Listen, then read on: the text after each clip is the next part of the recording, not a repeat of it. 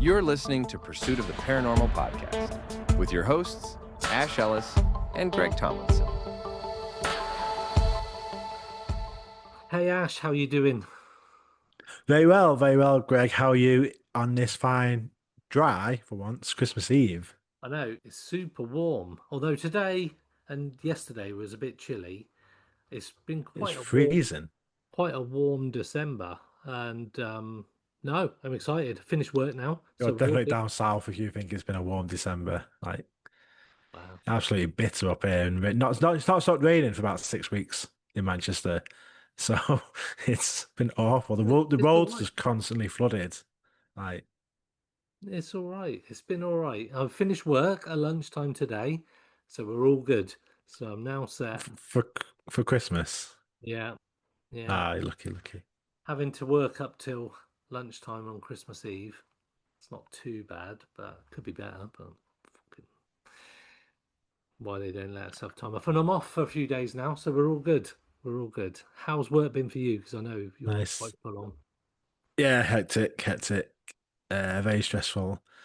And yeah, just finished. Back obviously off tomorrow for Christmas Day, and then sort of back in straight away after that. So not really much time. No, Christmas Day is busy, full visiting people and going out and around and Yeah, going places. So don't really get to rest and then straight back into work. So yeah, not too much of a break, not fun unfortunately. as an adult, is it? It's not No. fun. It's just more work. It just work gets more at Christmas. It's like nothing to look forward to, really, apart from the Sunday dinner. The roast dinner Yeah, is the only thing, the main thing worth looking forward to at Christmas. absolutely. And everything else that comes along with it, and the love and family and the Christmas dinner. Christmas dinner. The pigs and blankets and the Yeah. Yorkshire puddings and roasters Oh, and mash and gravy and turkey mm. and peas and carrots and beetroot. Parsnip No, stuffing. don't like parsnips. No. Anyway, Maybe just carbs mostly, just for can't. me. It's the end of the year. It's that time of year. And as we've done the past couple of years, we kind of have a bit of a roundup of the year. So for Christmas Eve, we're going to be doing a UFO special 2025 wrap up as we've done last year. And for New Year's Eve next week, we're going to be having our paranormal kind of roundtable wrap up of the year as well. So tonight, as we look back on 2025, which I don't think it's been as busy as previous years in terms of developments and stuff happening. Um, you guys may disagree. We'll get to that. There's been a couple of things that we will talk about. So, welcoming back to the show, hopefully in time for a great Christmas, is our old UFO UAP favorite, Dave Smethurst. Welcome back to Pursuit the Paranormal. Well, hi, gents. It's great to be back. I was thinking, God, last time we were on, I think we are on a bit later on, but we did a big review in November, I seem to remember. Last year, it was really good, actually. And we were just on Trump's regime was just about to start. Should I say regime? Maybe I should say administration. I think regime's probably a bit more accurate. But anyway, let's not get political. But anyway, that was about to start. And we were wondering what it was going to bring. And as usual on the UFO scene, it's always promised, but we're never quite sure. So yeah, I'm looking forward to doing this and going through. And I haven't done much podcasting this year. Just I've been pretty busy at work and how things have fell, and I suppose I've not really pursued doing it. But yeah, doing something like this gives me a chance to think sort of where we are because you do find that it's all in your mind. You have all these little swirls of things in your mind, but actually having to talk about it actually makes you sort of form for sort of, but it's been quite useful thinking about it today and yesterday where we are because I obviously think about it like you guys probably do. Anyway, so we could just have a trot through it tonight and see what you think and we'll start from there really. So that's what I was going to do. So I don't know if you've got any initial thoughts. So I've been keeping abreast of the information this year. I'll be honest with you, I've been keeping my toe in more normal. Normally, I'm just the layperson who doesn't know a great deal. But this year, I feel like I've been listening to a lot more podcasts about UFOs and people in UAP um, community. So I've been trying, because I've been going up and down the country all the time. It's a good opportunity for me to listen to some long form conversations. Yeah. So yeah, I'm hopefully be able to add a little bit more this year. But to me it feels busier, but Mm. to you Ash didn't. So yeah, it'd What, be interesting. I guess. I what do mean, you reckon, Ash? I guess. I kind of on that note of Greg saying you feel like you've been a bit more busier, maybe because you have been a bit more in the field, in the scene a bit. Maybe that feels like because you're just kind of hearing more and more. For me, I've been trying to do what I can, kind of aware of the main things that was happening and sort of know about, read about and listened about and watched about sort of the main couple of things that I'm going to talk about today. But I guess, Dave, do you think, so I think it's not been as busy as previous years, not as much kind of major things happening, I guess. Greg thinks it has been. What's your kind of, I guess, overall view on Well, as a quick whole? well, it's difficult, really. I think it's been a bit more focused, I suppose. Really, I mean, I think it's been a frustrating year in many ways. We've got this age of disclosure film out just now in November, really. I say just now, but it was due to be out. Well, I'll get into that in a bit, but it was due to be out a lot earlier. But there has been quite a lot happening. It's felt like a lot happening, but it's been in bursts and sporadic bursts, and there's been silence. And I think because there's been a lack of leadership, the leadership of the disclosure movement's fragmented a little bit. It's not felt quite as focused, and maybe that's why it's not felt as busy. But I know what you mean, Ash. So I sort of zone with both of what you're saying, really. In some ways there's been a lot happening, but in other ways it just feels like it's just been in spurts and not going anywhere. The main thing for me is that there's one way or another, there's a lot more whistleblowers and credible people come forward, in the round, and that sort of clarified our knowledge. Uh, and the big thing was a hearing in September 25, which was probably not as good as the Grush one. It wasn't as good as that, but the one before it with Cobber wasn't that, or Cobber wasn't that good. I mean, he had a hand in this one as well. But this one was pretty good. We had some whistleblowers, some solid testimony. So that felt good. And there was a congressional briefing session before that with Eric Davis and a few of the other ones. And that was the one where Lou mistakenly misidentified a crop, a cornfield, a UFO, when it was actually a crop sort of image or whatever it was. But anyway, that was pretty good. That was a really informative session. So yeah, the negative things for me, there's two negative things. Firstly, the UAP Disclosure Act failed to get passed, yes, again. And the other shoe didn't drop, and the other shoe in this case was the Trump regime actually doing something. Because if you remember, there's a lot of hope invested in the Trump regime. They were going to break the secret state. If there was one set of people who were mad enough to do it, it was them, etc., etc. And that's not quite happened. So that's where I am. I mean, what I thought we might want to do, is just go through some of the key themes of the year, and then see what we think. And you probably chip in as we go, really, on each of them, and what your impressions were. I don't want to Yeah. spend too long on any of them, but just to give people an idea.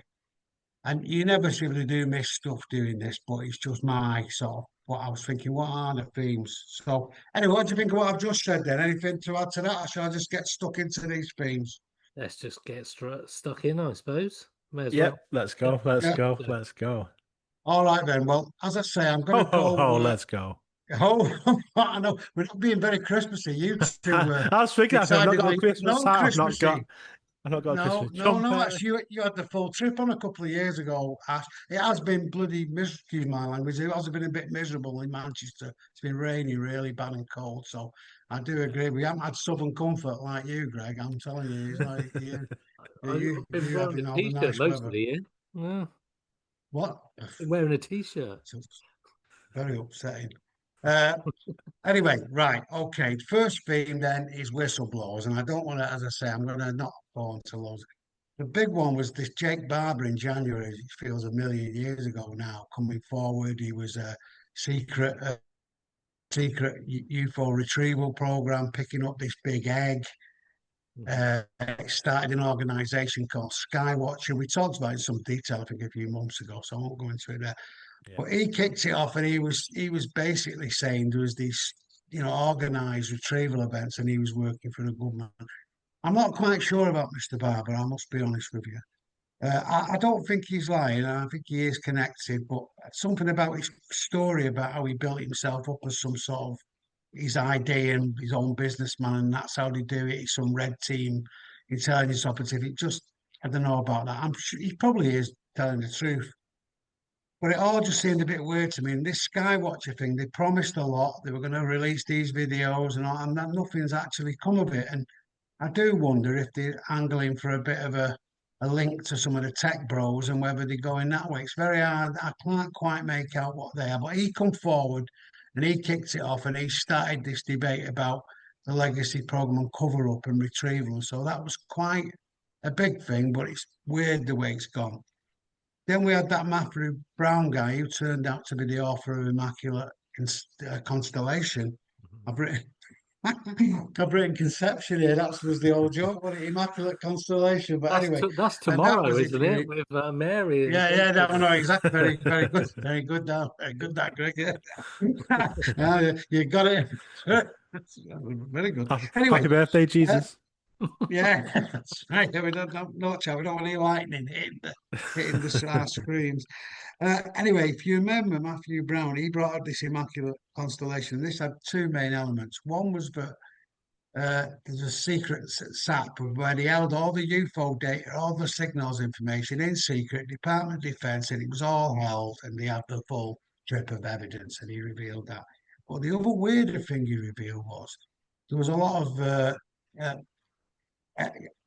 what is it? Alien, what ARV? What was stands for? Alien Reproduction Vehicle. There was a lot of those knocking about. There was an American sub watching a Russian ship's rendezvous with this big triangular craft. There was a lot of that stuff going on as well, which added a new dimension to things about what was happening, who's got the tech, are we talking to NHI? Is it other tech? And I'm going to get into that theme a bit later on. So he was very significant when he come forward. And he was seen as pretty credible when he come forward in terms of because he was basically got into it. He was a defense analyst and he got into it and he happened to open these files and then he was in it then and he then decided to withdraw, from his job and become a whistleblower, which was pretty brave. We had another fellow called Dylan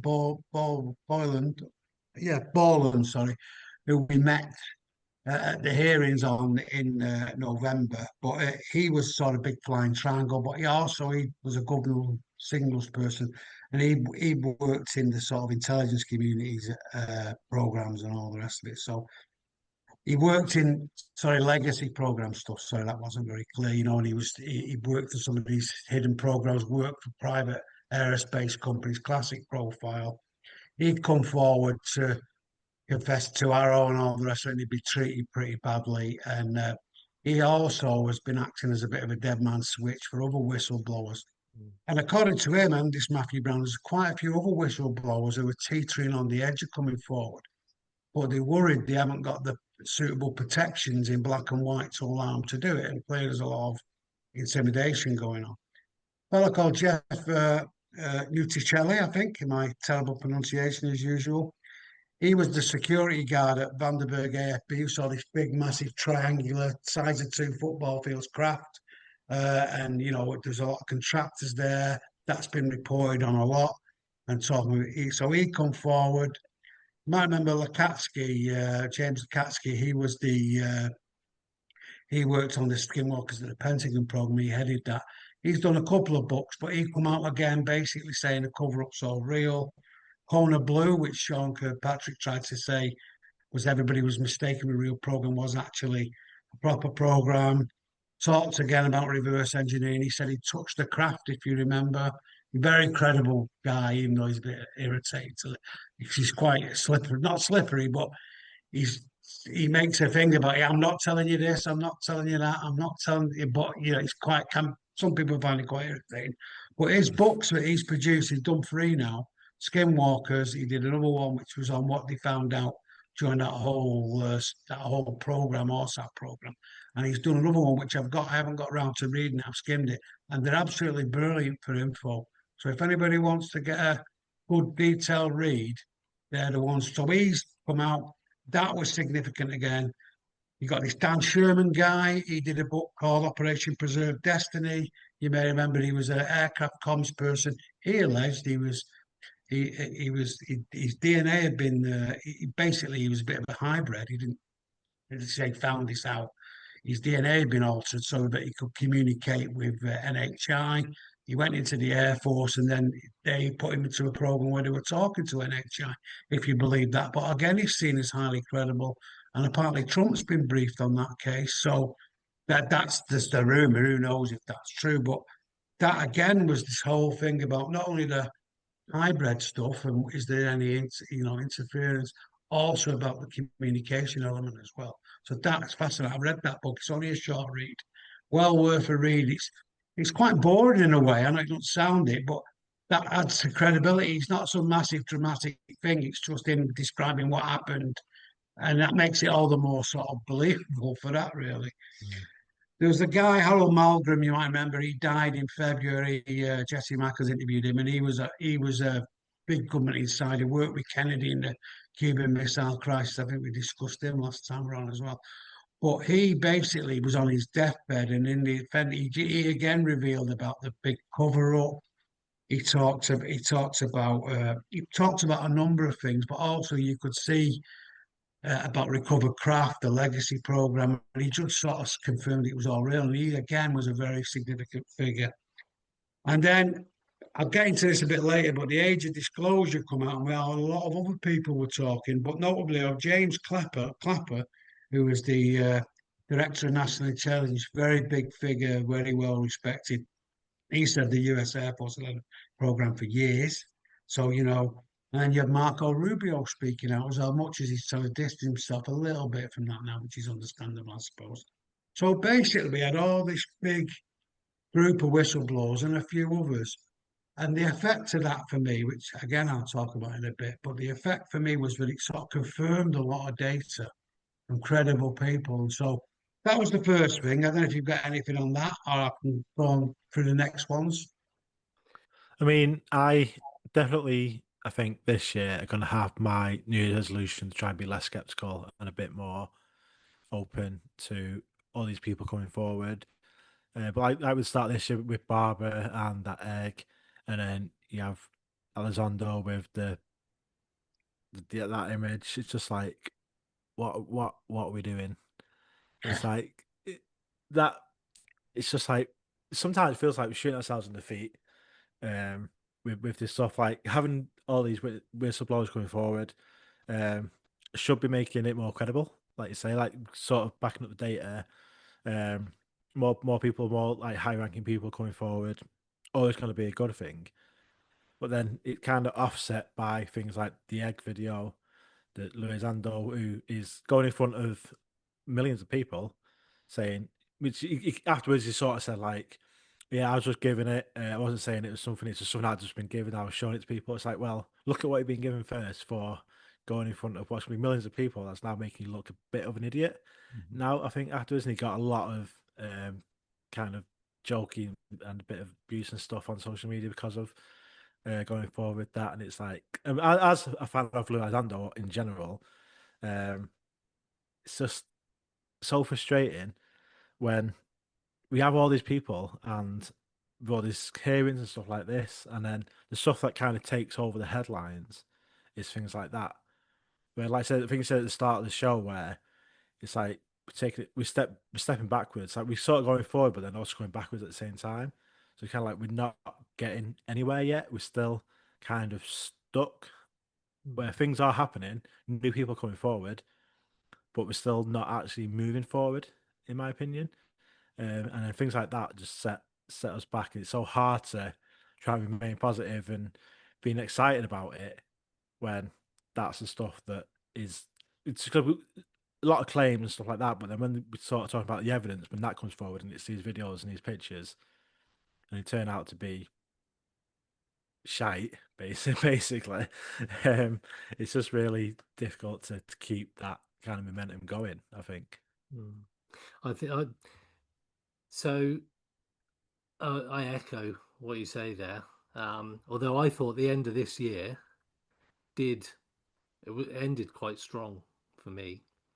So I've been so I watched The Age of Disclosure, which we can talk about. But you've got Marco Rubio, Anna Paulina Luna. She's coming forward and speaking on multiple big platform podcasts, and being that these senators and representatives are coming forward and all not putting their neck on the line. They're not, because this is just a small part of what they do as a daily job. But then you've got Tim Burchett. Everybody seems to be coming forward, all these big names. And then James Lukatsky, I listened to a lot of what he said this year, certainly towards the end of this year, and it all seems to be ramping up, whereas it started very badly with that egg, for definite, and the video image of what could have been anything being picked up and whatnot. It did start badly, but I feel that it ended for like a normal person, a non UAP person, that it seems to have gathered momentum. And Age of Disclosure, whether people liked it or not, I enjoyed it. I'll be honest with you. I learned a bit of stuff that I didn't know before, but I didn't learn anything massively new. But it just feels like a lot more people seem to be getting behind the movement. And I don't know if I've missed a lot, but Dave Grush, I didn't really see him at all this year, I'll be honest. No. But I think you're right. I mean, I get where Ash is coming from as well, because I think that whole Skywatcher thing's a bit slippery, to be honest with you. I can't quite put my finger on why I don't like was it. it psionics as well? Look, Is that the term as well? what? They called it psionics or something of So the. yeah, well, that's another thing. If you listen to some of those psionic guys who are doing the contacting, the idea is they've got these guys. I know you know this, just for people who might not. Yeah. You've got these guys with a psionic link who load a craft in that, and they sort of, I think, papering over if there's something dodgy's going on there. But if you read some of the stuff that they write, some of these psionic guys, it's pretty weird. Mm. It all feels pretty sort of a woo-woo site. I mean, I don't mind the woo because I like you get into it. Don't get me wrong. I don't want to dismiss that, but it just feels a bit weird, and it doesn't sound quite. It sounds a bit credible. You think, well, if they're saying this, what about the other things they're saying? So that's a bit odd. And as I say, because they're still being a bit ambiguous, it's very difficult to know. And the Lou thing, see, I feel a bit sorry for Lou, but he's obviously put his career on the line. I'm not so naive to think that he just did it on his own. I think there was a concerted push by the faction who wanted disclosure, and Lou was the front man of that. I don't think there's anything wrong in that, but I don't think he's just woke up one morning and decided to do it. But I do think he is genuinely trying to do stuff. But I think he just needs to be more careful, because you're right. He did that congressional briefing. There's loads of really good stuff come out of that, but that was the only story because he made that mistake. And what I think keeps happening, he keeps slipping him stuff, whoever it is, because through people he thinks he knows, not for ages, but people who he thinks are all right. And it's obviously manufactured to make him slip up, and he's not checking. Because if you remember, he did that, and within half an hour, somebody had found out the actual image. That was pretty bloody quick, that. So I think you're right. He just needs to be more careful. But I also agree with you, Greg. Oh, as it's gone on, it's built up, and you've got more credible people. And that's been my feeling. We've had quite a lot of credible people coming forward. So I felt there's been progress because of the credibility. We've sort of the discussions moved on, which I'll talk about then. We're going to come on to the age of disclosure in a bit, so we'll get onto that. But I can see both sides of it there. But I think he's withdrawn a little bit, Lou, after that, because he felt he sort of shot himself in the foot a little bit. He just needs to be more careful because some people hate him, really hate him, and they use anything to weave some vast conspiracy against him. And it's very irritating. So I get what you're saying there. So what I thought I'd do next, unless we've got any comeback, I'm going to just go through a couple of these quick themes now and Yep. just go through them, and just so we can just so we make a bit of progress, really. The next thing I had was, and I don't want to get you started here, Ash, so I'll do this quickly, was the drone activity. There was the tail end of the New Jersey flap, and there's some relevance to why I'm going to go into this in a bit later on.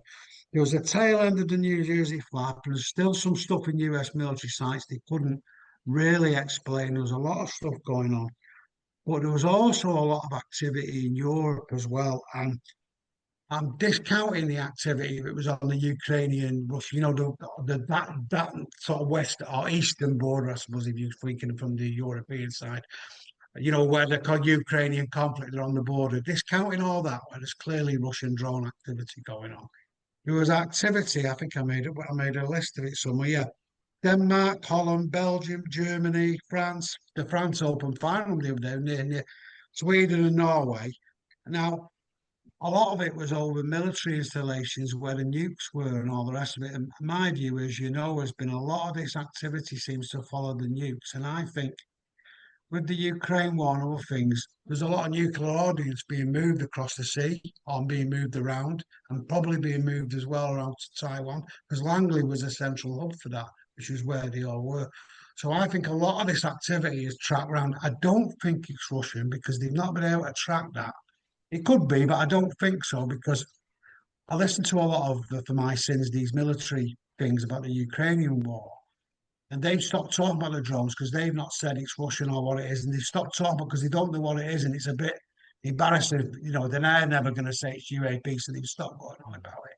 And there's not much evidence because it's in Western Europe of how the Russians would be able to do it if they got that capability. It could be, but there's that. Now, where I'm going to come to with this, there's been talk for a couple of years now, maybe nearly 3 years, I've heard it, but it's got about the Chinese potentially having, because they've got their own thing. Rush said that, doing their own work on reverse engineering, they've got some exotic tech. And the thinking is that got some sort of propulsion tech that they've strapped to some of their drones, and that's maybe them or maybe them and the Russians. I would say it's more the Chinese, and it seems more the Chinese that are actually flying doing these overflights. The theory being, before Trump was elected, it was a bit of a show of force. It caught the Americans with their pants down because they didn't know that they'd advanced to that degree. The Yanks then sent their stuff up, their either advanced stuff, but also the normal drones to confuse the picture. So there's all that going on, so that may be true, but it does explain why some of it looks a bit human and doesn't look dead. There's also some UAP in the mix as well, but why it looks sort of half and half, quite unusual, but it could be human.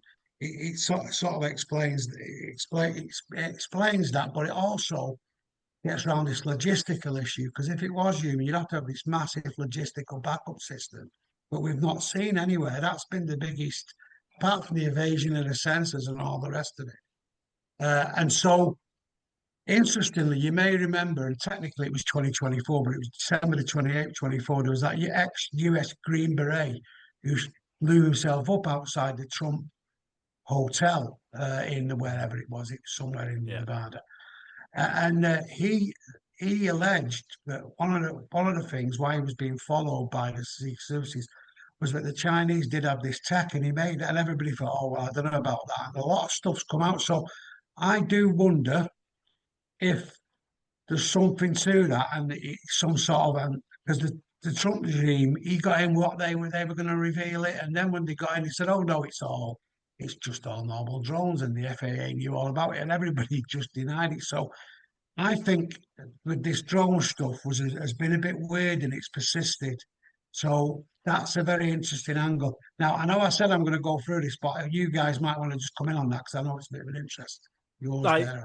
Yeah, for me, because you guys probably know what I'm like with the drones and stuff. And when it first sort of started happening, obviously it started going up in the UFO groups and UFO talk about these drones shutting down the airports and stuff. And I was like, yeah, it's just drones. I don't see the UFO connection here, or I don't understand why we're talking about it in UFO groups. But then the more it went on, and like for it, like say, across all these countries, shutting down commercial airports and over military bases and stuff. It's like there's some.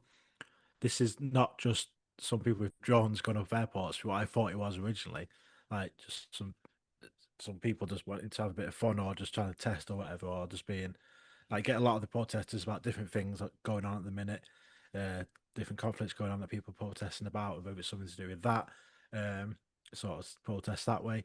But then, like say, with all these countries, and it's happening in all these different places. I actually think actually there's some concentrated effort and organisation behind this.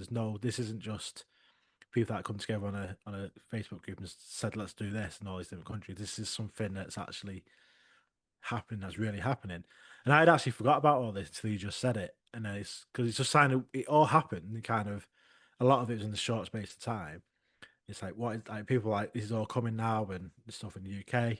Then it sort of just stopped and nothing. No one's really talked about it since then, which has been a bit. Well, I've not heard it anyway. Where it was the talk of stuff for ages. They just sort of just overnight just stopped and people weren't talking about it anymore. So I kind of forgot about it completely until you just said it. I was like, oh yeah, that happened. It actually made me really question like what is behind this. And I guess like I said, the Russia one don't make sense, but China definitely makes a lot more sense. With it than anything. And obviously, you've also got the UAP aspect to it and the nuclear aspect to it. And like I say, with all the conflicts going on, kind of on the eastern side of Europe, going into obviously the Middle East and Russia, moving obviously the nukes and stuff, and obviously getting ready in case they need to move stuff more over that side. Obviously, we are stuff over there anyway, but moving more things over there. It's definitely an interesting one that yeah, totally forgot about it till just now, actually. So it probably was more when I think back about the year than there was that I initially thought about. Greg, So yeah, I can't believe it's Russian. I simply cannot believe that Putin would have that tech and not use it. I just cannot see how that wouldn't be a thing. He's got nukes, but I know he wouldn't use them for fear of obliterating himself. But if he had the kind of tech that could outperform anything else on the planet, anything else that's that can just move instantly wherever, I, I can't see how he wouldn't use it. So China, yeah, I can see that China would be, and China wouldn't give it to Russia because why would why would a country with that kind of tech, they wouldn't share it with anyone. But because China are not this ruthless invader like other people are, like Putin, for example, uh, they're not going to use it unless they can. They're so sophisticated, the Chinese, with regards to cyber attacks, information war, and cyber warfare, that they are not stupid enough to show their hand with this tech. Yeah, I think that's just a personal opinion. I just think they're too clever. They're trying to figure out exactly how they can best use this. Intimidation's great because you can just fly with impunity into American airspace and Yeah, everybody's flapping. Whereas if you don't do yeah, anything, because as soon as one of these drones or one of these objects that we're seeing, if we're assuming it's adversarial tech, i.e., China rather than um, Putin, as soon as they shoot and destroy something, I don't know where the planet goes because there's no comeback. Like Trump can't defend the US, and he's the big all I am, as you know. He's like, we've got the best. That's a rubbish impression, but like we're the greatest. We're like we have the best tech. We have everything. So to be shown with your pants down is essentially not a good look. So I can't see that it's Russian or any like Middle Eastern country with a vendetta against anybody. China, I get why it could be them. I still don't think it's China. Certainly the drones might be, But then we spoke to a guy called Gabe Lenners. Was that this year or was that the end of last year? I don't even know anymore. But I think it's the start of this year. Yeah, it was the end of last year, start of this year. I remember that. I yeah. listened to that. It was very good. So he was He's American, wasn't yeah. So he was ex Disney. The podcast was produced by Ron Howard, Hollywood director and producer. So real high budget thing. And he's been looking into drone flights and drone appearances that have been going on for like 6-7 years. So that makes me wonder how it could be sort of Chinese tech. I don't know. I think that the problem we've got now is that there's so many people coming forward with their own sightings. There's so many people coming forward with what appears to be no agenda that it's hard to know who to believe. Like Lou Elizondo, yeah, this picture that he puts up and gets ridiculed for. But then when we come on to Age of Disclosure, I thought he was incredible in that personally. But he? Yeah. I don't know what to believe now this year. I've been so open-minded, and it was refreshing to hear you say that next year, Ash, you might be a bit more open-minded about stuff. But I think Well, this year I feel that if you have an open mind this year, just in general, if I've gone into all these podcasts that I've been listening to and these briefings and just gone, you know what, I'll take it on face value as it is at the moment, because if you're prepared to stand up there in front of Congress and say about these sightings, or you're prepared to go public with some very outlandish claims, because they certainly are, and put your face to it, and be ex-military, and a lot of them have had distinguished careers. That's quite a brave move. Some might say stupid, but like the Matt Brown one, just to go back very slightly, for him, he literally came across this information, and there was like a PowerPoint with Lou Elizondo's face on there, and he couldn't unsee what he saw. But then I think to myself, was he handed that information? Did they show it to him on purpose, and then sort of essentially mock him with this PowerPoint presentation with Lou Elizondo in it, knowing full well that he couldn't say anything, because if he says something, he becomes a whistleblower, and he's, for want of a better phrase, he's fucked. Because the worst thing that Matt Brown could have done was see the stuff, and it basically forced his hand, I think, because I think they put him in a position where he either had to shut up and not unsee stuff, or start writing his report, which is essentially what he did.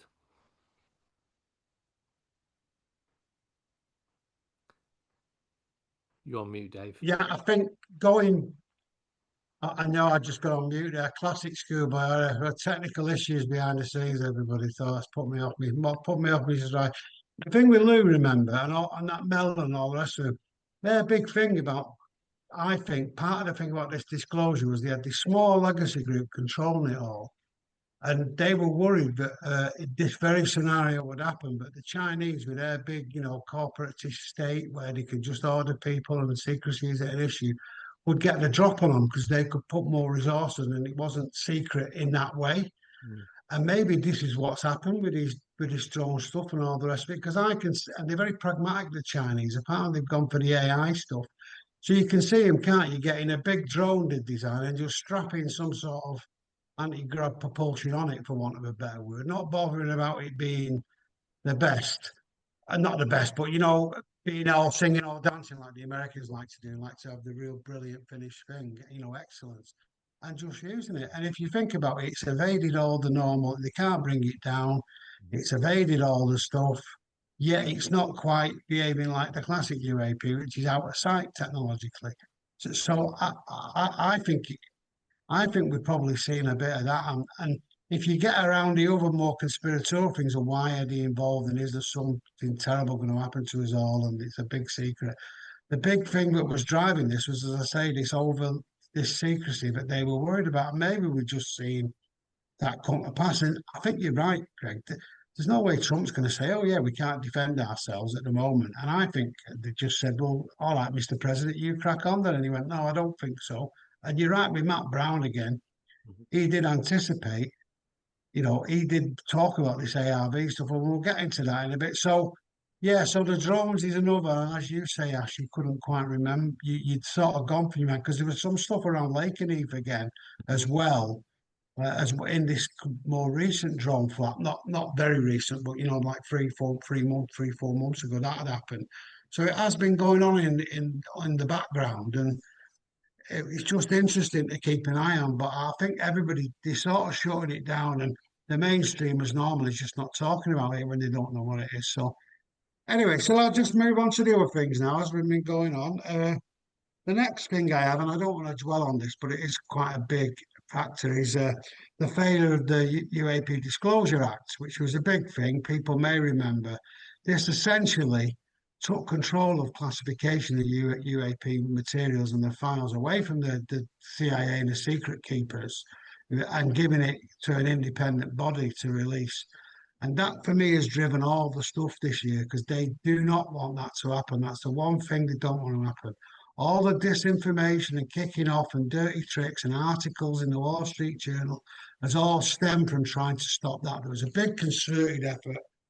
And yet again, it got killed. It's getting killed earlier and earlier every year, and because they're getting more expert at it, because they've obviously got resources in Congress. So they managed to kill it at the death the first time, if you remember, just at the death in the reconciliation piece. Then it got earlier, and then this time it's been done in again, and they tried to get it in. So that tells me they put more resources in the Congress, and they're using staffers apparently who are the career people there to do a lot of this. But that was quite a blow, and we even thought that they might get it at the last minute because, as I say, they have this reconciliation phase at the last minute where they can put anything in.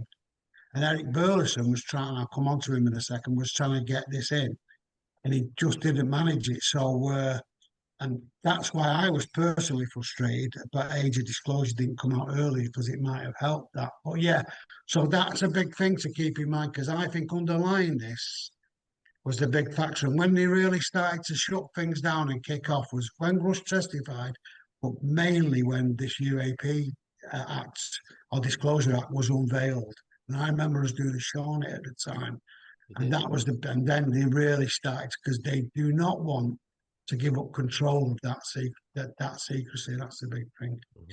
The next one, linked to that, I suppose, is this UAP Congressional Task Force. It's actually called the rather ludicrous name of Declassification of Federal Secrets by the Trump regime. It had all sorts thrown in, JFK, Martin Luther King, who knows, loads of weird stuff. I can't remember off the top of my head now. But part of that was UAP. Now, they've done some pretty good work. As you said, Representative Luna spoke out. She can be a bit of a loose cannon, but she's gone on Rogan and a few things and really set the cat among the pigeons. Birchett. There's a lot of stuff come out. Grush, interestingly, has been appointed as a staffer. It's not officially to that body. It's to Eric Burleson, who's another member there. He's been appointed to Eric Burleson as his member of staff. But effectively, he's advising him on what to do for the hearings. And so having him in the corner has really been helpful for them to cut through the crap. They've had meetings with Arrow and these other people that have been unsatisfactory. The FBI have come in, they've been a bit better. I'll come into that in a minute with the FBI. But the main thing is they made quite a bit of progress, and the culmination of that was this big hearing, I won't go into that again, that we saw in September. They had the congressional briefing in May, which was really good. Unfortunately, spot a bit with the loose stuff. Mm-hmm. Well, Eric Davis actually talks about types of aliens in the, different types of aliens that he'd come across, which was absolutely mental. And they also had this woman who's a business investment person, I forget her name now, but she talks on the National Science Foundation about some of the behind the scenes use of UAP tech, exotic tech that they're trying to deploy in industry. All absolutely fascinating stuff. So anyway, So that happened. So that was pretty good. We saw Dylan Boland testify, that Jeff Nutticelli there, and a few. Uh, George Knapp was at that hearing, people might remember, and it was a good hearing. But so I thought they managed to make a bit of an impact, even though their resources and their focus was a little diluted. So that was pretty good. Uh, they're thinking about, when we get on to next year, they're thinking about what they're going to do in the future. And I think they just need to keep having hearings and chipping away. I think some of them are getting a little disheartened how far can they take it. But I think they just need to keep chipping away. Come on to the Trump, well, not finally, but for this section, coming on to the Trump regime. And I think we've sort of covered it really. We thought they were going to come in, the perfect thing against deep state. In a way, it's perfect for Trump because he's probably the one conspiracy he goes on about that's true. Mhm. And so, he can justify all his other stuff. And he could prove there was wrongdoing, embezzlement, all. So it's perfect for him.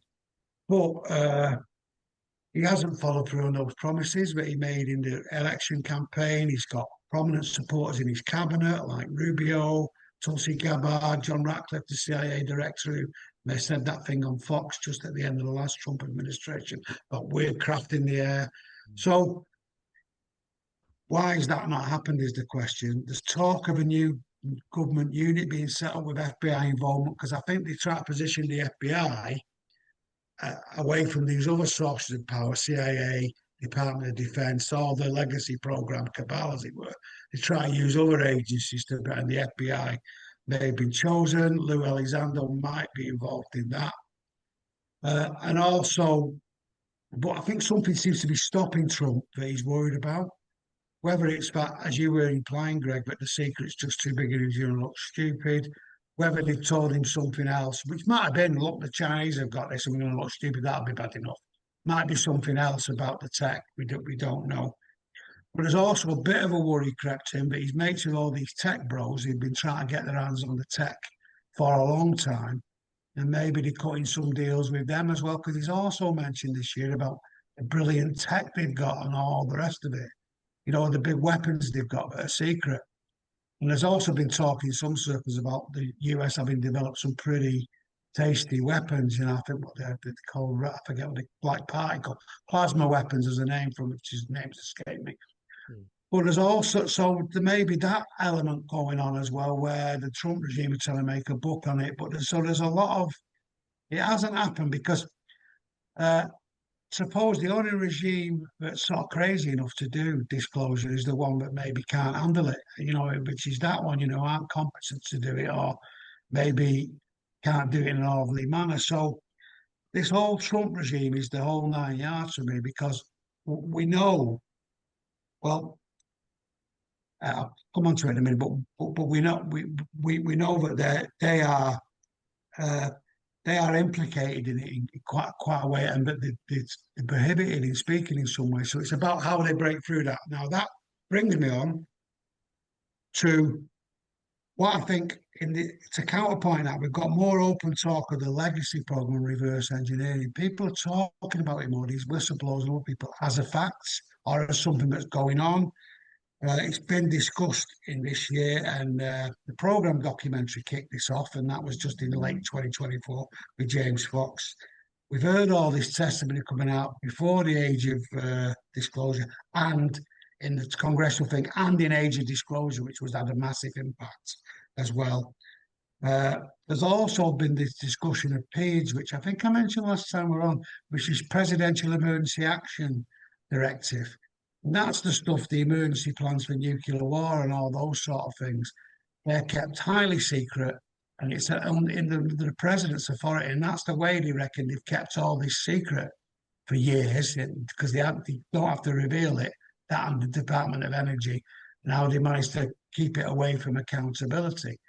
The problem with that is how do you get at it, really? And that's what I was trying to explain earlier, and wasn't doing a very good job about it, about the fact the regime may be under the president's control, but he's maybe out of the loop or only semi. And how far is he in the loop? Who's controlling it? The National Security Council, which is the president's security arm, where he links in with the intelligence agencies, is that running it? What's happening? And it's all a little bit murky as to what's happening. But the key thing is, if it is all controlled for these presidential emergency action directives, the White House has the power to do something about it. And so it even more depends on Trump to actually get it out. The bigger point, though, as I say, is people are talking about this as if it's a reality. People aren't really doubting there's some sort of reverse legacy program anymore. You think about 3 years ago, that was a massively contested issue. Uh, I heard this NASA thing, this NASA science, the Science Foundation podcast with NASA people and worked at NASA who weren't the sort of, ones who just lie through the teeth who've been working on this stuff. They were talking about all kinds of tech as if it was a reality. So, say a big American funding person who she directs all the funding, she's on can't remember his name, Matt Jones, it's Matt something show. Does the Good Trouble show. I can't. Matt Ford. She was on his show talking about the investment. They was on this program. They had a whole put off a load of people who you'd know talking about it as if it was normal. They were just trying to figure out what to do with the tech. So it's really been normalised. As you alluded to, there's been a lot of Rogan interviews. So there's been quite a lot of stuff that's coming out. And that to me has been the biggest impact of this whistleblower and age of disclosure. People are normally talking about this stuff and the discussions sort of moved on. Just to finally, because there's a lot there, I'll round it up with the age of disclosure. There's a couple more things, but just because you've probably got a few things to say now. If we look at the age of disclosure, I think it had a massive impact on the mainstream. There was a lot of American TV, even more than the Grush thing in some ways. They did programs on it. It was treated seriously because even the mainstream media in the US couldn't ignore some of the senior people who were on it. They're all pretty credible, as you were alluding to. Why would they come out and say it? And that for the first time in a proper documentary laid down the structure of the cover up, who was doing it, the Air Force, the CIA, Department of Energy. They put that together. They put the retrievals ping together and how that worked. All the things we've been hearing, they put it all together and went through it, talked about how the propulsion works, even talked about different types of aliens, raised the issue of treaties. There was loads in that documentary. And I think it had a massive impact. And I thought that might help get the UAP Disclosure Act through this month, but I don't think it hasn't. It's not happened, unfortunately. But we've now got a follow-up. It's set the ground nicely for something we might come on to next year, the Spielberg movie, which is called Disclosure Day. We've seen the trailers come out for that. Yep. That implies, if you look at it, it implies there's maybe some humans that are hybrided, are in contact with NHI. NHI are pushing the disclosure. It's trying to be shut down. There's loads of law in there. And a lot of this stuff that we talk about now, it seems to be in the film. And it seems like the age of disclosure has set up this Spielberg film. It's going to be a summer blockbuster, 6 months' time. And that might be really, two things together might be very impactful. So that's where we're going from there. All right, the UAP Disclosure Act hasn't happened. The task force has done well. Trump regime hasn't acted more. But all throughout that, the talk of a legacy program and this reverse and having crashed, that's become more normalised. And we've seen that the age of disclosure sort of pushed it over the edge, I think. So that's, I think, sort of where we've got to with that. So I'll let you guys get a word in edgeways now because I've gone on a bit there. I do apologise. Do you want to go first, Ash? So I guess I love Dave Smethurst shows because it makes our job so much easier to sit back and It really does. let Dave talk. It's awesome. You do not talk too much, Dave. It's awesome. It's really makes it a lot easier and fun for us. There's a couple of things there's quite a lot there that we just went through. Sort of touched on the Congress bit a little bit. Like for me, I'm just hoping it's just not all just political theatre, and we're not just going to get more congressional hearings but fewer answers, which sometimes seems to be the case. We get more names, but still, like Mike mentioned earlier, just nothing really concrete coming out. Trump's stuff, yeah. I mean, it's a weird time, I think, across the whole kind of political spectrum at the minute. It's just so much going on, so much is changing, a lot of division and stuff like that, which we won't dwell on, but it's quite a difficult one to kind of get behind, I think, personally, and that type of stuff. And um, moving on to age disclosure, full disclosure from me, I haven't seen it. Um, I didn't want to. It's like 20 quid or something. If we can get a torrent of it, I'll Yes, bring you. But it was like, it was. I didn't pay 20 quid for it. Into the subscriptions, Ash, and get watching it. It's justifiable research. The listeners will be happy. I just thought like to me, because I think being a bit going back to the word of jaded and the documentaries come out in the past, it's just kind of more the same of the same. A lot of people's claiming stuff and no actual nothing fruitful or evidential that comes across, and it's I saw obviously a lot of people talking about it. I also saw a lot of people having not watched it, but kind of reading people's reviews of it. Is kind of what I did more to see if I felt like I wanted to go and watch it, see what's kind of the general gist was.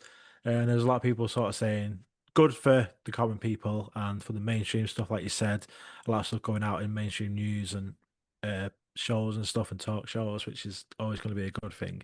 But for people that kind of like us more in it, there's obviously a couple of new names and stuff in there, but still kind of the same old coming through. So that made me sort of stay on the side of not wanting to watch it. I know I should. I really, really should. Um, but maybe I will after Dave's recommendation. But it just kind of reading the initial reviews and stuff, I kind of felt like I'm not gonna. It was just gonna be the same stuff. And like was it the program last year?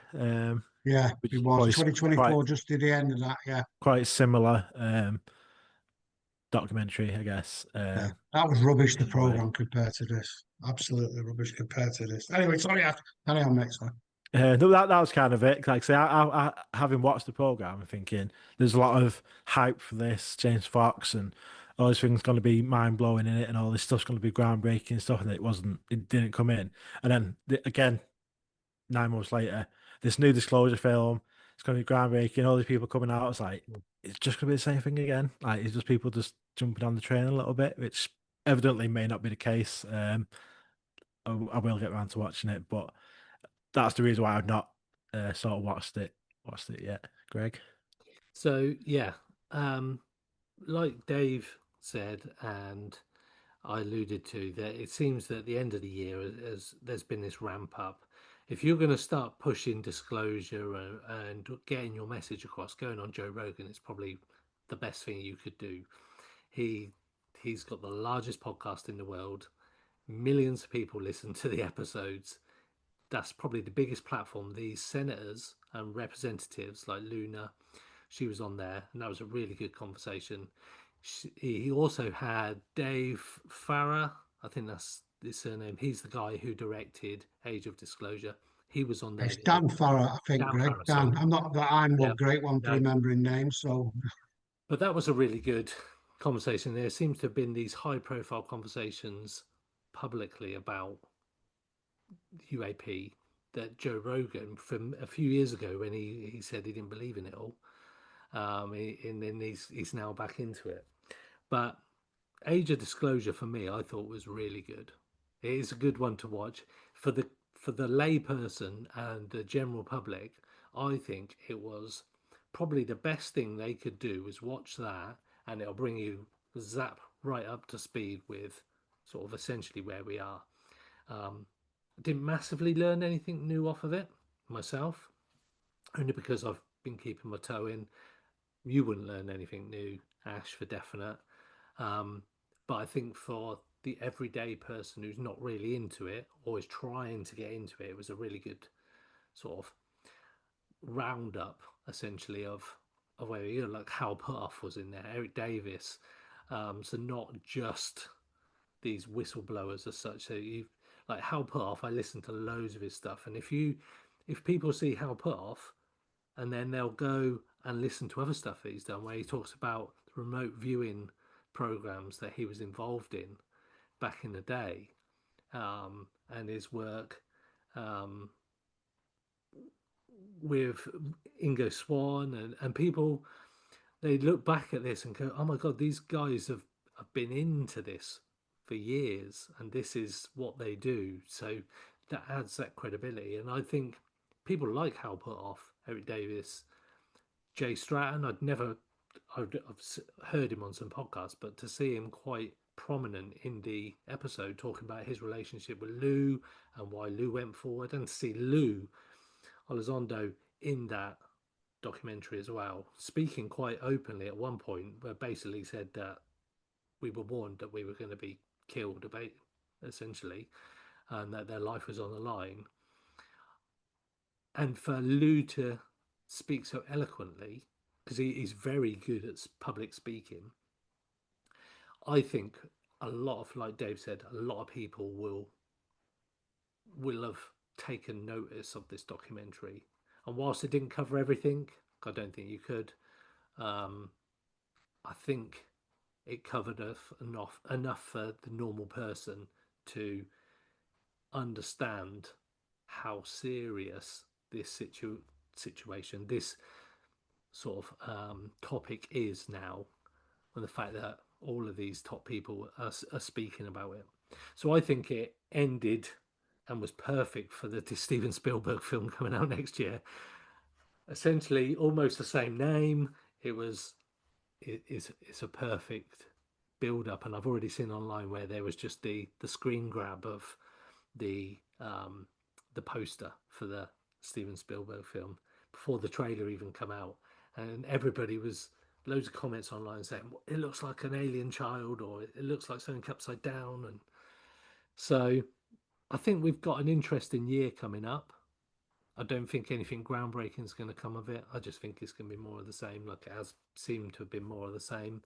But if we were to go back to 2017, when the Tic Tac stuff all became public, and the all the articles and the press and everything came out, and we was all saying we're going to get disclosure. We haven't, but I think we've come a long way since then. I don't know if you guys feel that, and I think this year it's been a build. It's just been a little stepping stone again. Well, for the last thing I was going to say, I will leave it for because a couple more things first. I think we want to cover, but I was going to cover that at the end where we are, and it'd be interesting to see what you guys think because I think you're right. I do get where Ash is coming from in not wanting to watch it, all joking aside, because we have seen that before. They promise a lot, and then it's a load of blurry videos. And that Jason Sands was an absolute. Well, he was just turned out to be not playing with a full deck, in my opinion, anyway. But all sorts of strange. But this is actually, as it happens, the real deal. And it's what is it? It's probably the one time I actually thought, right, I've had enough of this. It's the one time you probably should have watched the bloody thing. Yeah, it's typical, isn't it? The other thing to bear in mind, of course, is that Trump is in a lot of trouble at the moment politically. He's nosediving in the polls, and that means, importantly, he could lose the midterms, which means he loses House of Congress. And that means he can start getting investigated again and they can stop him suspending. Because the only reason he's all powerful at the moment is because all the Republicans are letting him do what he wants. But the Congress has got a lot of power.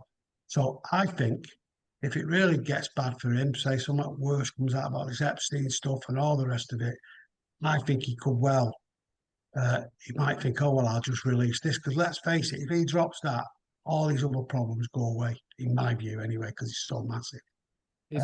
So that could be a factor, but sorry, yeah, sure. Just to jump in, no. That there was a news story the other day where this flurry of bets was taking place on some website that went from a 7% chance of Trump releasing documents relating to UAP and coming out with it to something like 90% odd. There's like $6 million worth of bets went onto I can't remember the website, but it's seen as like this political thing where people put bets on. So there was this massive swing to say that within days Trump is going to start announcing UAP disclosure, whether or not he does. But sorry, that was just that political bit, just to jump in. No, but you're right, Don. But Don Jr., I forgot to mention earlier, both J.D. Vance and Don Jr. have been talking about it really in glowing terms. Now, I don't know whether that betting site was sort of flooded by somebody to make it interesting or not. I don't know how it works, but I forget the name of it, but it's a proper betting site. You're right. Yeah. And that was seen as quite significant that, that where it come out. Mhm. But anyway, so you're right. I mean, I just think it could happen, but we just got to bear that in mind. Now, I predicted that in a way last year for different reasons, in that it was perfect for him, like I was just saying before. This year, it might be that it's not that it'd help him, but he might need to do it as a distraction. So that's just something to bear in mind. But clearly, something's still stopping him. And whether it's a threat to his life or whether it's such a, it might make him look worse. But I think if he gets more desperate, anyway, what I want to do now is there's a couple of little odd sort of odd things to mention. But before I do, I just want to, and I think I wrote in my notes here, trouble in paradise. Well, first, there's been a lot of disinfo, which I've sort of mentioned, and it was mainly Wall Street Journal articles, that XRO bloke, Tim Phillips, coming out. Sorry, I pressed mute by mistake there. Maybe that was the urge to censor myself, like Arrow would do that. Maybe that's what it was. But anyway, and that was mainly targeted the UAP, the UAP Disclosure Act again. But there's been quite a lot of that coming out of scene. But more to the point, we've seen quite a lot of internal faction fighting in the UAP movement itself. Firstly, we've seen the sort of what have been a pretty consistent leadership of Lou Alexander, Chris Mellon, the people from Sol and all that. That sort of disintegrated a little bit, not massively, but people are applying their own furrows. Some people are going the congressional route. Some people are going from big messages. People are saying more stuff. So that's been going on. There's been obviously a lot of attacking Lou. I think a lot of that, although some people are legitimate, I think about the intelligence communities, they're getting with people who they know. They don't say, "Oh, we're the intelligence community. Can you please slag Lou off, please?" They say they get an idea of what they like, and then they tell them what they know they're going to go off with, and they just kick off anyway. So I think there's a lot of that going on. You've got some of these other weird characters who seem to have a vendetta against him. So there's that going on. You've also got the other side of it where you've got the experiencer side. People are saying, "Why do you keep suppressing our voice?" And we want to know there's a lot more to this than meets the eye, and there's stuff. And the issue of abductions isn't being talked about. And I think that's more the meaty issue about abduction, because I think that's quite significant, that abductions thing. Because I can understand why you won't go into experiencer stuff straight away, because it'd scare off the general public and you need them to. I really do get that, even though I do understand why experiencers don't like it. But I also think this abduction thing, if they say, yeah, well, 20% of the world's Earth's population is abducted every year and there's nothing we can do about it. Where'd you go with that? You know what I mean? Oh, by the way, because we couldn't stop it, we signed a treaty about it so we could get some tech just to get some out of the deal. That's not going to go down very well either, is it? So there's that. So there's the experience of piece, which is a bit of a broad. But there's also then, and Tiny Klaus, who does a pod show, he's sort of gone off the deep end of this a bit. There's a bit about, and I think he's got some legitimate fears about the tech bros trying to, Enigma project and all that, trying to get hold of the technology for themselves. Trump doing shady deals, or all these guys trying to. So, a bit like Animal Farm, you substitute one set of rulers for another. Do you know what I mean? Like it does at the end of that book, and that's the worry there. But the point is, it's got a lot more fractured, and I think.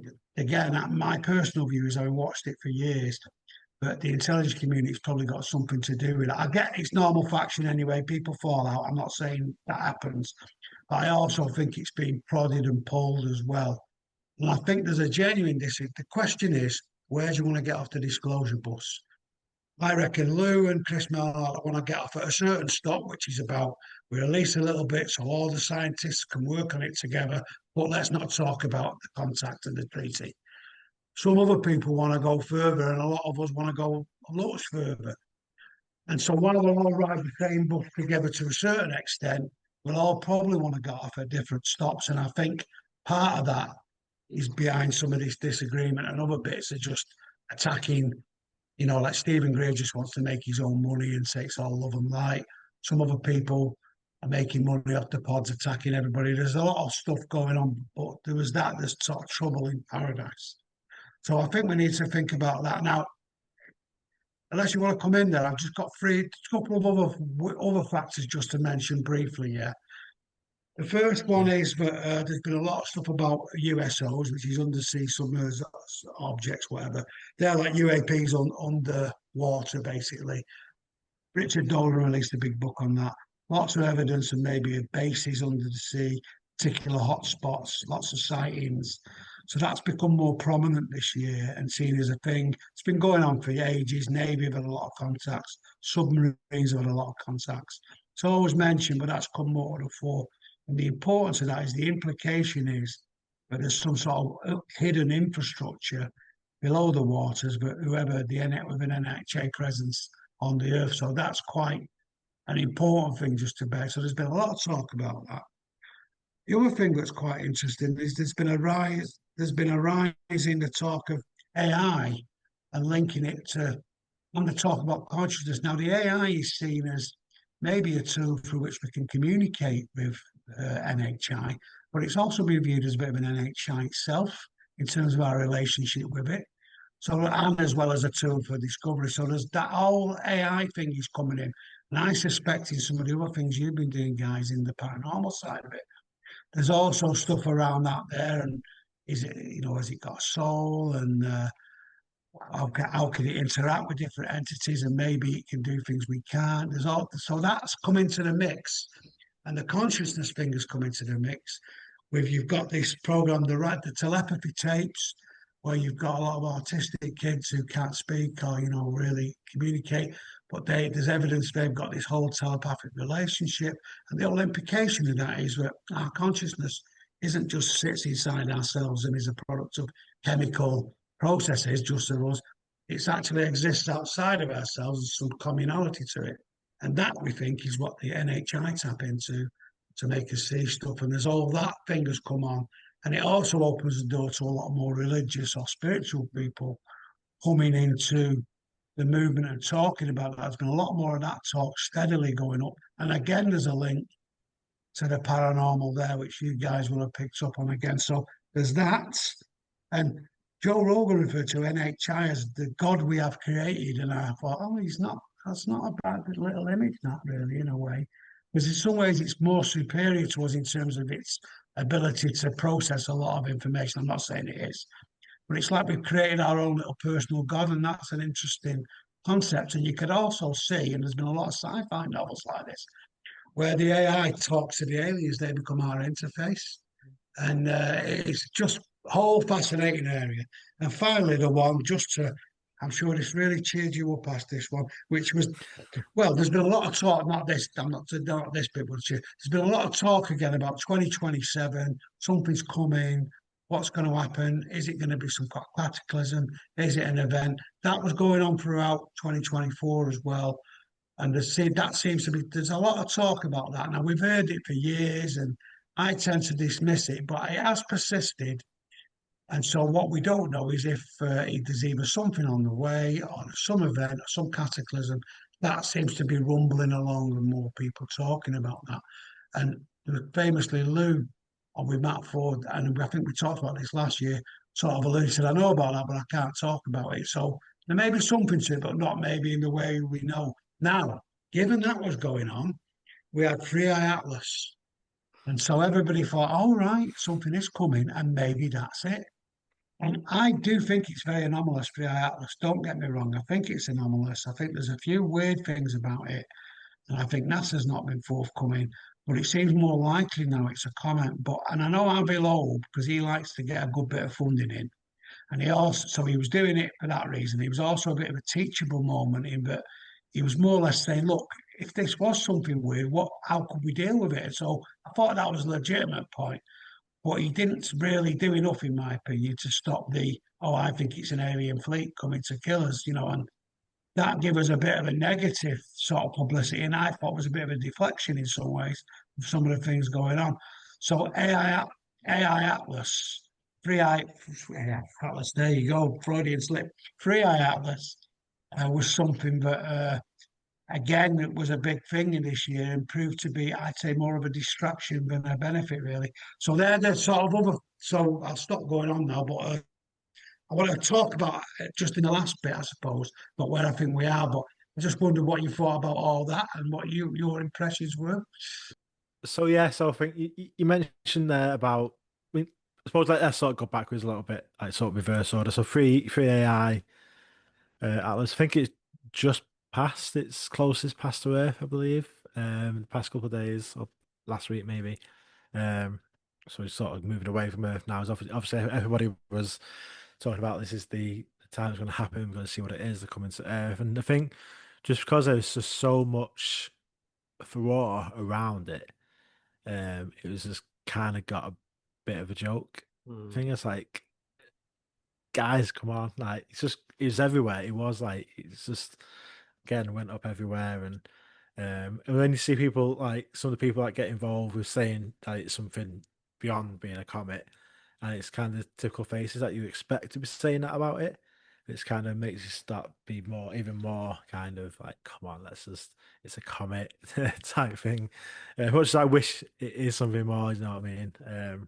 It's a bit mad. I was going to ask about 2027. You covered it then. Kind of think a year closer to it, we're almost in 2026, so a year away from, or potentially a year away from something that's going to happen by 2027. And you sort of mentioned the spirituality, consciousness. There seems to be a lot more. You are right about people connecting more the consciousness, sort of CE5, heist kind of stuff, people connecting with each other in that way and sort of outwards with a more spiritual, conscious base rather than the nuts and bolts craft retrieval type stuff. There seems to be a lot more people open to kind of opening themselves to the sort of meditation side of things and being at one and the energy, light, love type of stuff around it, which is good.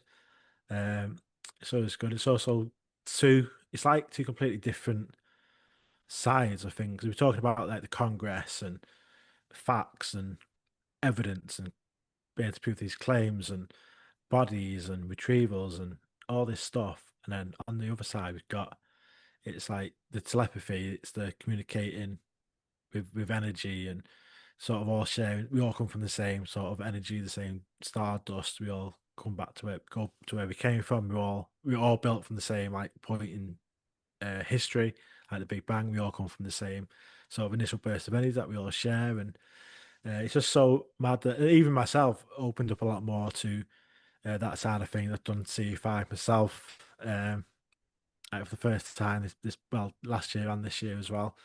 I never thought I was kind of into that side of things. I always thought, nah, you can't meditate and ask aliens to come and show themselves. What? There's no way. But I'm open to that more side of things. I think a lot of people are now, and I think sort of looking. Obviously, we're going to talk about sort of where we are now and what's coming next. But I think, particularly with this 2027 thing, again, initially I was like, this is just the same people. Again, it's the same sort of faces saying something's coming. There's always something coming around the corner. And if it gets 2027, nothing happens, it'll be always 2029, it's 2030. We always see there's always, the past few years, there's always been this pattern of the next big thing is coming, the next big thing is coming, and it never comes. But like you say, Dave, it's still persistent. People are still talking about it, and with it getting closer, they're still doubling down on it rather than because it's getting close, nothing's happened yet. Let's kind of start looking for avoidance, or work our way around it. The more still doubling down. So, which if nothing does happen, it's going to kind of make them look a bit more like stupid, I guess, because they're going so hard in on it, not really giving themselves that out with it, the way they're going down on it with a lot of these people. So it kind of makes you think: is this legit? Is like the sources are correct that something is coming? So that's kind of where I'm at, being open minded about it. Where 12 months ago, I probably wasn't at all. This time last year, I was probably like calling it all bullshit.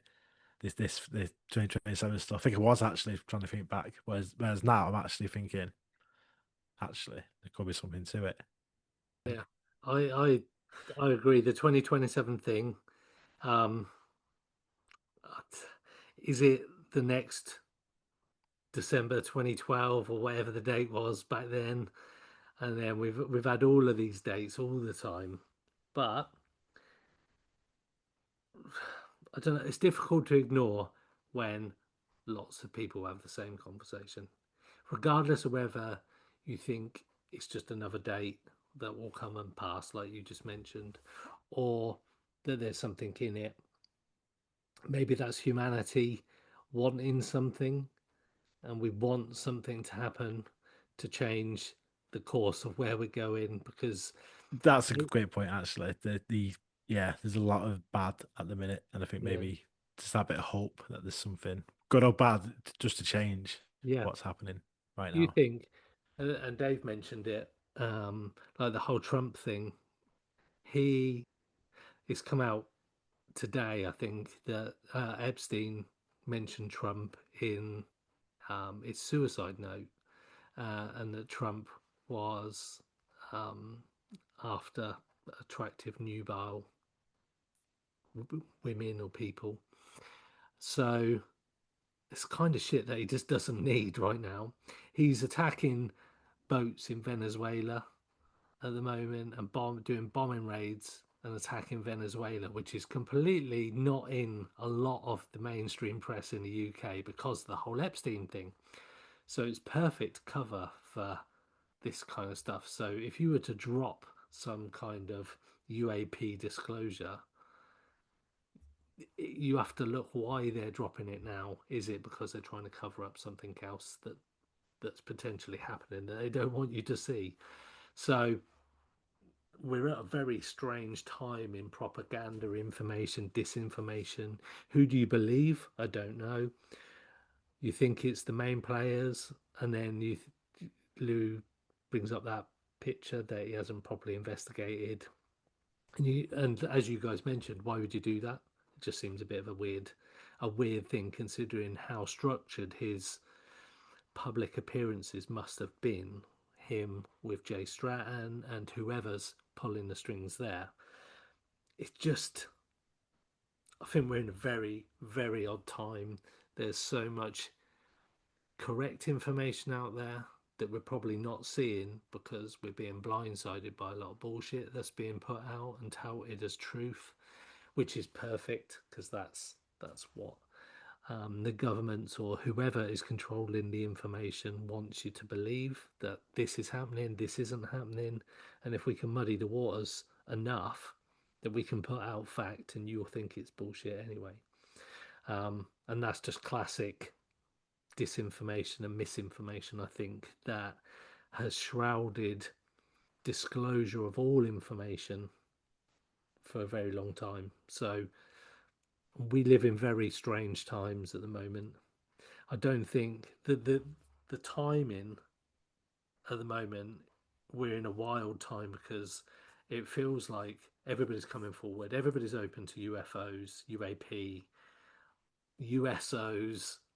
People were happy to discuss the fact that they've seen and witnessed all these things.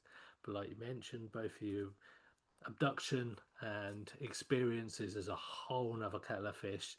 And it's one thing to say that we see objects in the sky or underwater, to saying that they're taking people for whatever reason. So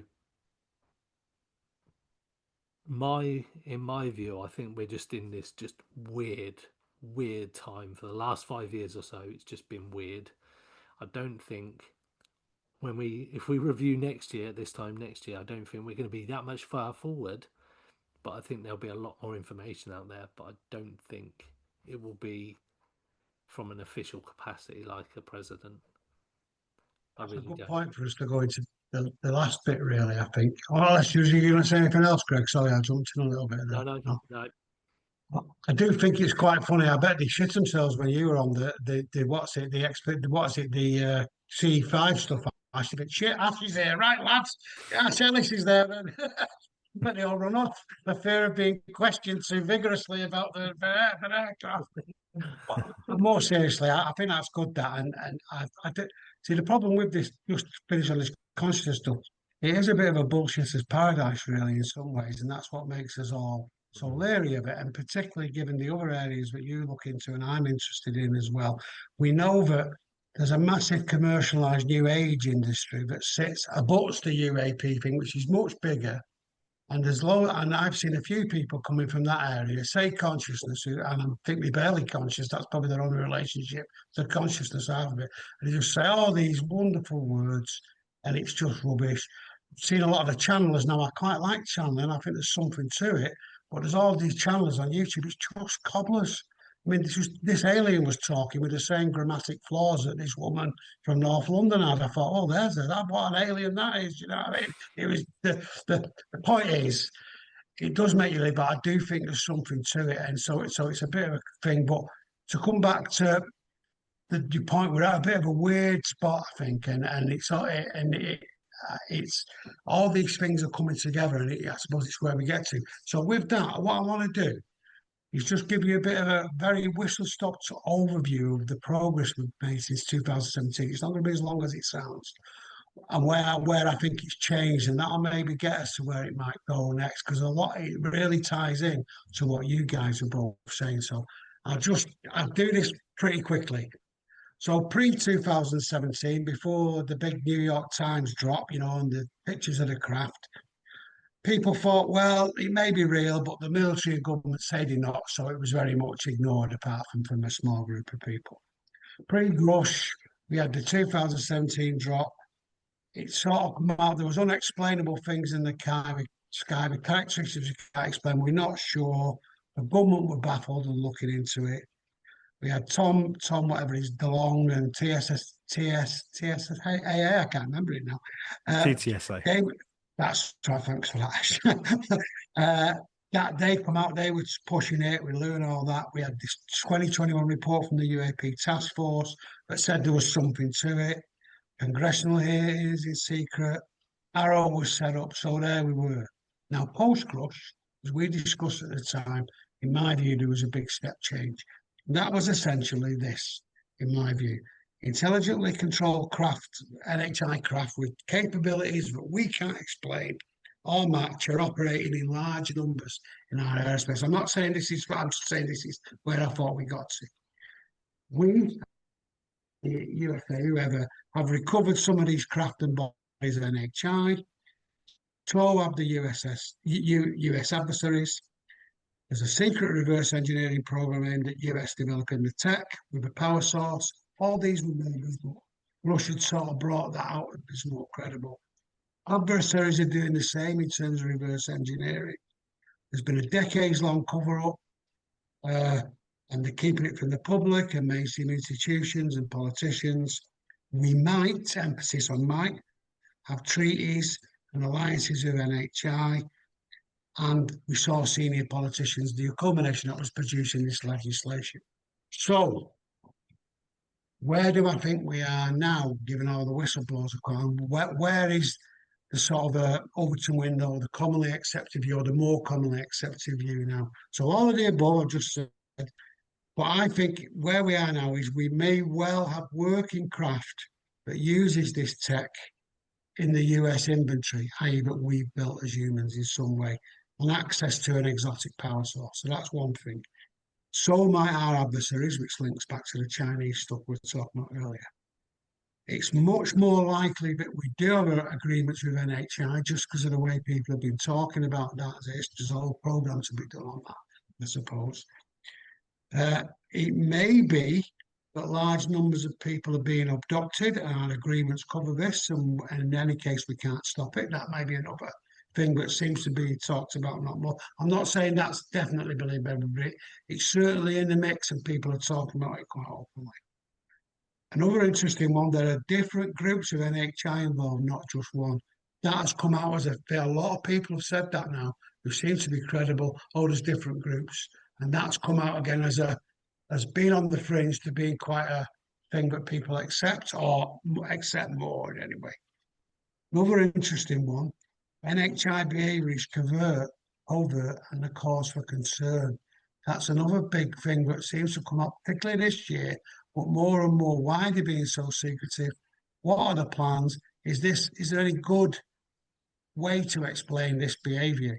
So there's that.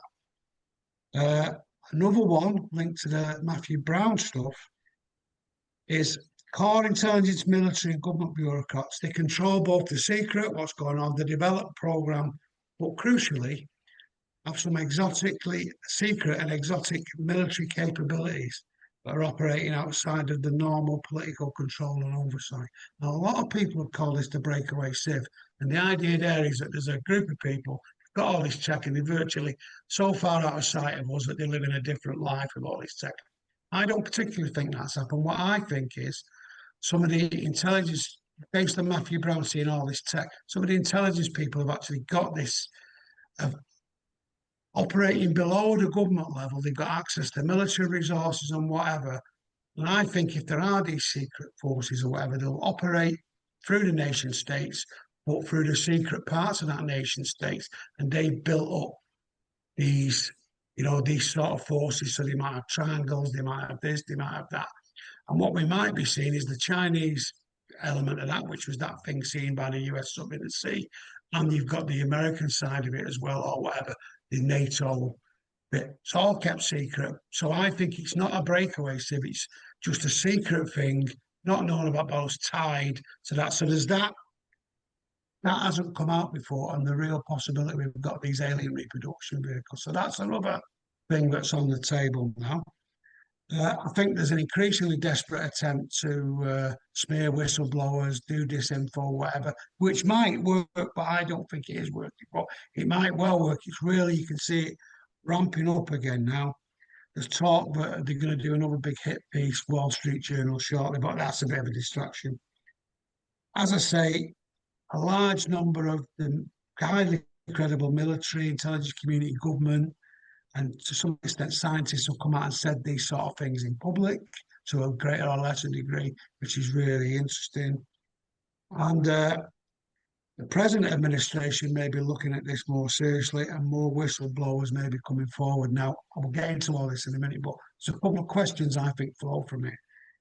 The first one is, what amount of truth or disclosure coming out now will be enough to prevent a catastrophic disclosure if it comes out and it all coming out and us all having a lot of shock and nobody knowing what to do? Is there will it just come out anyway? Will some sort of information release, say if the president stands up and says a few things, will it sort of calm things down a bit? What will that mean? Or is it just going to be a runaway train the minute they say, because you just can't stop the ball rolling?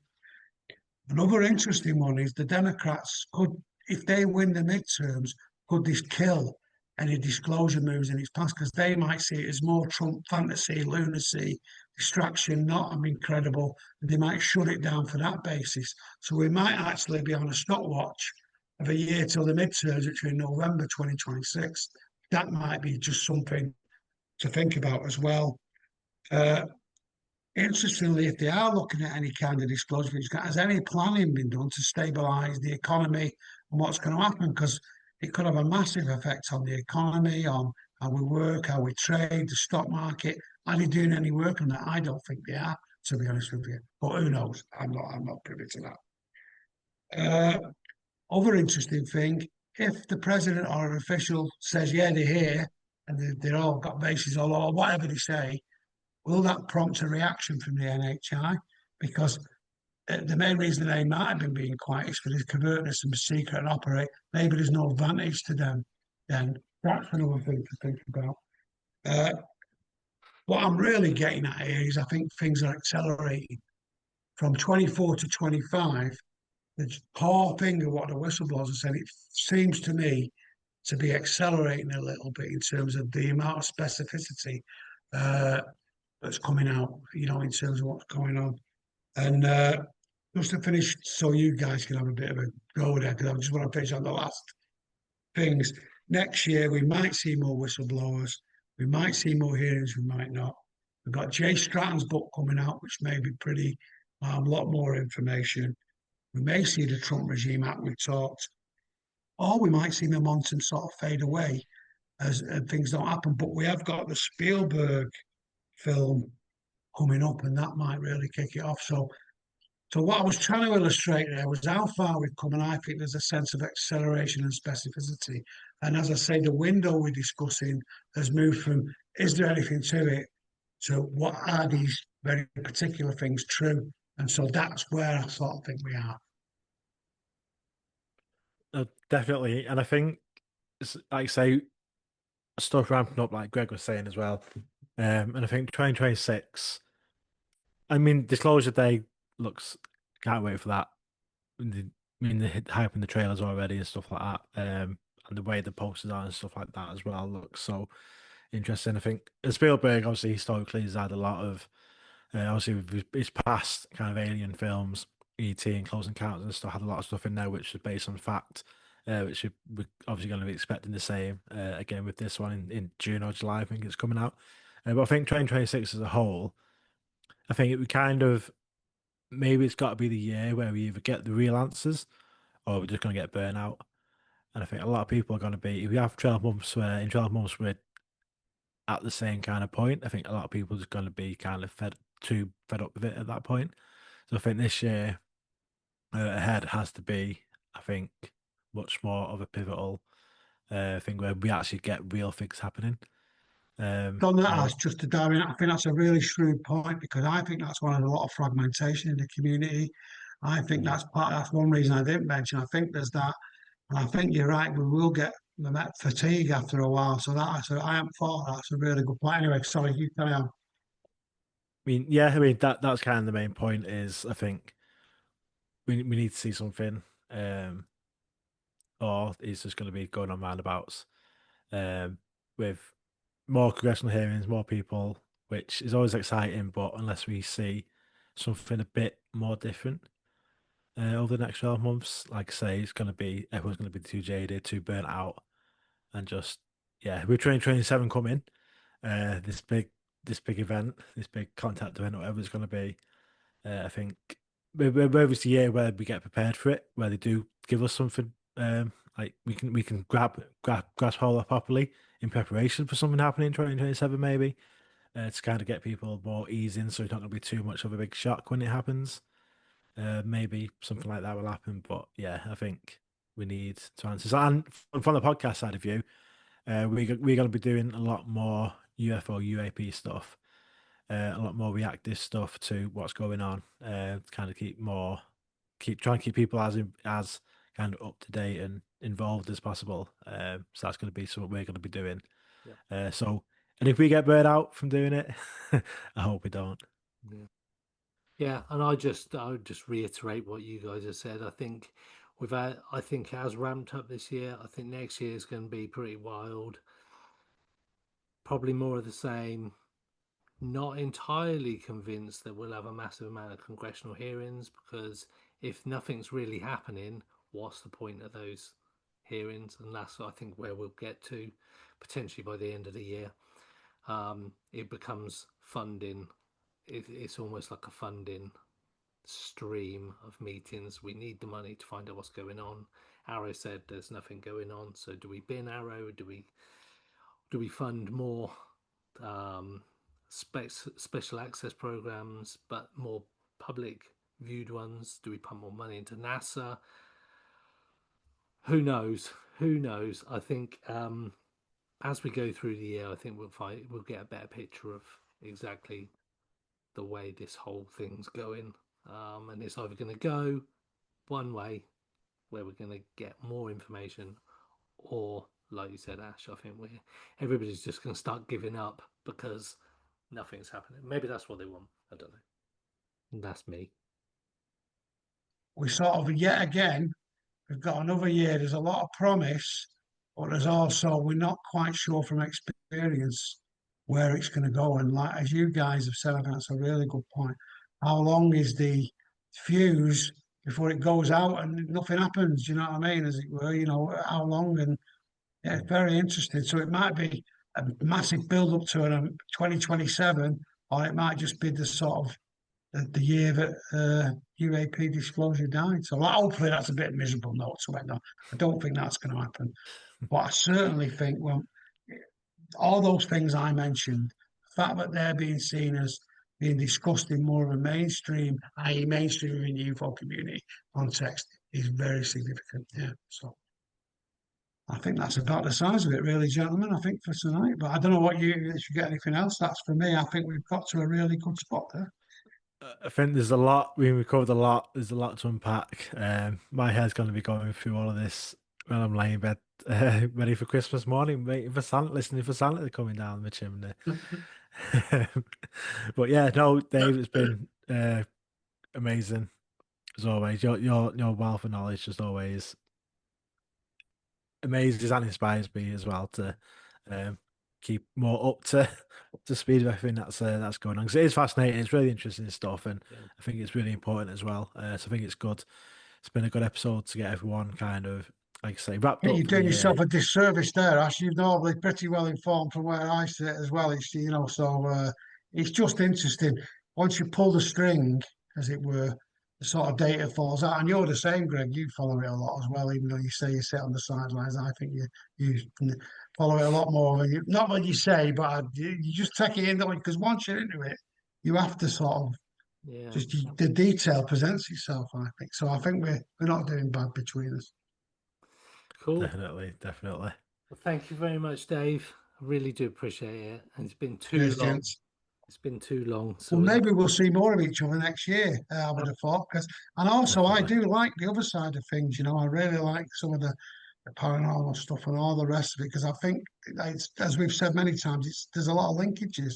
And I think that telepathy tapes is also very interesting. So hopefully we'll see a bit more of each other next year. I'm hopefully won't be quite as busy at work as well, so I can maybe have a bit more time. But yeah, I've really enjoyed it. Thanks for having us on, guys. Anyway, I really appreciate it. Anytime. And Merry Christmas to you and your family, Dave, and to Greg, and to everyone, and to all our listeners. Hope you have a amazing Christmas and New Year. And for anyone out there, anyone out there who may be struggling or is lonely, our inbox is always open to anybody listening. You don't have to be alone, and there is people out there to talk to if you need it. But yeah, thanks again, Dave, and we will see you in the new year at some point. Cheers, guys. Merry Christmas. Merry Christmas, everyone. You're listening to Pursuit of the Paranormal podcast with your hosts, Ash Ellis and Greg Tomlinson.